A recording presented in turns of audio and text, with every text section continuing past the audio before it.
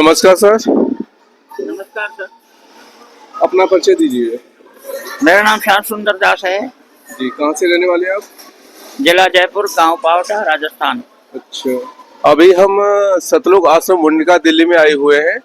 तो आप यहाँ की जो व्यवस्थाएं हैं, हम देख रहे हैं 24 घंटे यहाँ पे भंडारा होते हुए दिख रहा है। और भगत भी ज़्यादातर हम देखते हैं, आपके जो गुरु भाई है 24 घंटे सेवा में रहते हैं। और इस पर थोड़ा बताइए दर्शकों को कि वो कैसे इन चीज़ों को देखना चाहेंगे। भगत लोग सेवा कर रहे हैं, भंडारे वाले भंडारे में कर रहे हैं, जी बर्तन साफ करने वाले बर्तन साफ कर रहे हैं, झाड़ू लगाने वाले झाड़ू लगा रहे हैं, जी मैट वाले मैट बिछा रहे हैं, जी गेट वाले गेट पे सेवा दे रहे हैं, टाइम टू टाइम बढ़िया देवारे दे रहे हैं, कोई दिक्कत नहीं कोई। और कमेटी वाले भी समय समय पर सभी डिपार्टमेंटों में जाकर देखते रहते हैं, जी। कहते नहीं है लेकिन नजर करते रहते हैं। अच्छा जी। सब कुछ ठीक चल रहा है। आप संत रामपाल जी महाराज की शरण में कब से आए हैं? 2014 में।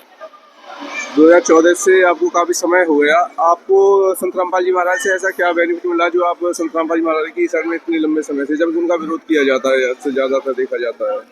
जब मैं पहली बार आश्रम में गया बरवाला, तो मैं 4 दिन सत्संग सुना, तो मेरी आंखों में से आंसू आ गए और आंसू रुक नहीं रहे थे कि आज मिला है मुझे सच्चा सतगुरु और सच्चा ज्ञान, जो सदग्रंथों में से प्रमाण सहित सुना रहा है, अपनी मर्जी से एक शब्द भी नहीं सुना रहा है।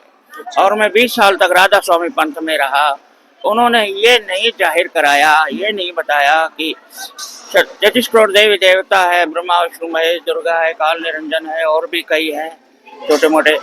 उनमें से परमात्मा कौन है जिसकी पूजा होनी चाहिए, उन्होंने कभी भी नहीं बताया। और कबीर की वाखाण तो करते हैं जी और लेकिन नाम दीक्षा देते हैं काल ज्योति निरंजन की। वो सड़क गलत जा रही है। जब मुझे पूरा ज्ञान हो गया कि वो मैं आउट तरफ जा रहा हूँ, 20 साल खराब कर दिए, तो मैं तुरंत ज्ञान समझ गया 4 दिन में, और मैंने नाम दीक्षा ली और सच्चा गुरु को अपना लिया। एक चीज अब हम देख रहे हैं समाज के अंदर, वीडियो के माध्यम से देख रहे हैं कि संत रामपाल जी महाराज के शिष्य अपने गुरु जी को भगवान कहते हैं, और वहीं कुछ लोग उनका विरोध करते हैं कि वो भगवान नहीं हो सकते, वो संत हो सकते हैं, बाबा हो सकते हैं। तो इस विषय पे आप क्या कहना चाहेंगे? अपने गुरु जी को भगवान ऐसे कह रहे हैं जैसे किसी को कैंसर की बीमारी है, और पूरे इंडिया में, पूरे विदेशों में भी वो कैंसर की बीमारी नहीं जा रही है दवाइयाँ लेने से। गुरु की शरण में आने से ही और प्रथम नाम दीक्षा लेने से ही वो कैंसर की बीमारी 1 भी रुपया खर्च नहीं होता है, आपो आप चली जाती है। और जितना भी नशा किया हुआ होता है इंसान, जो कहता है कि मेरा नशा कभी नहीं छूटेगा, उसका नशा ऑटोमेटिक मन चेंज हो जाता है, नशा मन से छूटता है और अच्छा, मन तो बदल नशा भी जाता छूट है, जाता है। नशा भी छूट जाता एक है। सवाल मैं और आपसे पूछना चाहूंगा।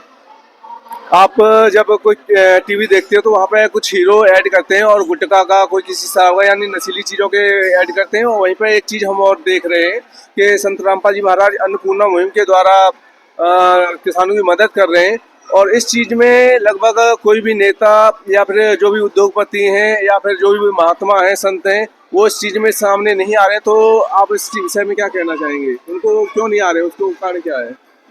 अन्नपूर्णा मुहिम जो उन्होंने चालू करी है, जैसे गरीब लोगों के मकान बना रहे हैं और पूरे जीवन भर का वो जिम्मेदारी भी ले रहे हैं, इनको रोटी पानी लट्टा कपड़ा खर्चा पानी पढ़ाई लिखाई सब कुछ, जब तक ये समर्थ ना हो जाए।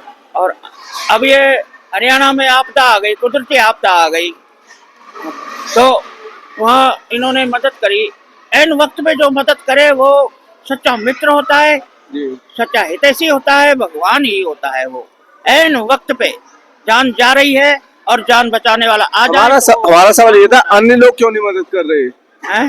जो अन्य संत हैं, महात्मा हैं, ठीक है, उद्योगपति हैं और ये हीरो हैं, इतने पैसे कमाते हैं, ये ऐसे लोग क्यों नहीं मदद कर रहे? कारण क्या है?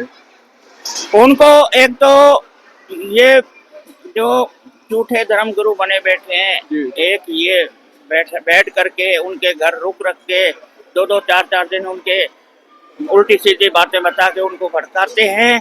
और ये ब्राह्मण भी लग रहे हैं और मुसलमान भी लग रहे हैं।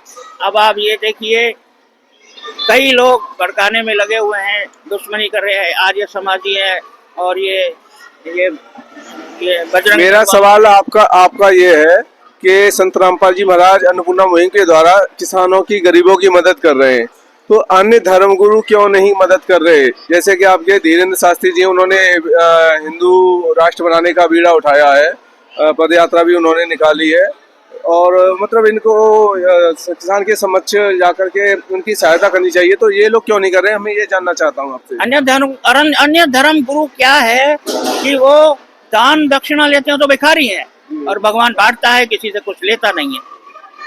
इसलिए ये देते ही देते हैं, मदद कर ही कर रहे हैं। उनके जलन हो रही है। हमारा जो धंधा चल रहा है और हम जो करोड़ों अरबों में आराम से खेल रहे हैं, चढ़ावा आ रहा है, मजे का भोजन खा रहे हैं, वो जलन तो काम धंधा बंद ना हो जाए, हमारे जो अनुयायी है वो उधर न चले जाए हमारे पाले में से निकल के, इसलिए वो विरोध में लग रहे हैं। नहीं, दान के द्वारा ही सारे भंडारे और सारी व्यवस्थाएं होती हैं, तो संत रामपाल जी महाराज के लिए जैसे भक्त उनके दान करते हैं, ऐसे उनके भी चेले, उनको शिष्य जो भी उनको मानने वाले उनको दान करते हैं, तो आपको नहीं लगता है कि उनको भी मतलब समाज के अच्छे कार्यों में उनकी जो पूंजी है उसको खर्च करना चाहिए, जिससे समाज का भला हो, लोग विकार मुक्त हो, नशा मुक्त हो, और जिनकी परिस्थितियां खराब हैं ऐसे गरीब लोगों की सहायता हो, किसानों की सहायता हो? आप इस विषय में नहीं कुछ कहना चाहेंगे? उनको भी तो सोचना चाहिए कि समाज का कुछ अच्छा हो। आप इतना पैसा इकट्ठा लेके बैठे हो, तो कुछ अच्छे कामों में पैसा लगाएं। धर्मगुरु अगर वो क्या है कि अगर वो सत्यता को मानेंगे तो वो इस तरफ आ जाएंगे। वो सत्यता को मान नहीं रहे हैं, झूठ कपट में लिपटे हुए हैं, और कई जन्म हो गए इस झूठ कपट में चलते हुए, वही उनको मजा आ रहा है, इसलिए वो मदद नहीं करना चाहते हैं। धन्यवाद। सच साहिब।